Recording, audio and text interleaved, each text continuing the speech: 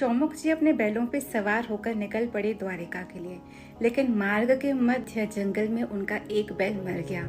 सहसा उन्होंने देखा कि जंगल में एक बैल आ रहा है। तुरंत उन्होंने उसे अपने रथ से बांध लिया और पहुंच गए द्वारिका नगरी। लेकिन द्वारिका पहुंचते ही वो बैल जो जंगल में मिला था अंतर्ध्यान हो गया।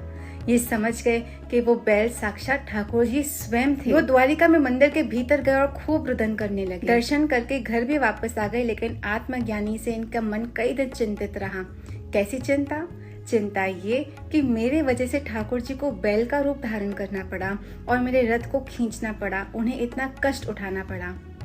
कई दिन चिंता में बीतने के बाद ठाकुर जी उनको स्वप्न में प्रकट हुए। ठाकुर जी ने उनसे कहा कि चौमुख, तुम्हें चिंता करने की कोई आवश्यकता नहीं।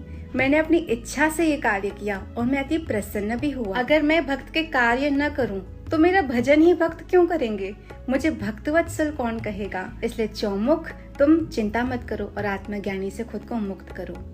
भगवान श्री कृष्ण महाभारत में अर्जुन के सारथी बन गए और उनका रथ चलाने लगे।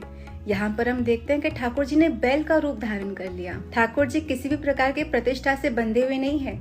ठाकुर जी अपने भक्त के लिए सारी मान प्रतिष्ठा त्याग कर किसी भी हद तक चले जाते हैं। बस ठाकुर जी को प्रेम करने वाला कोई मिल जाए तो ठाकुर जी अपने ठकुराई भूलकर सबकी सेवा में लग जाते हैं।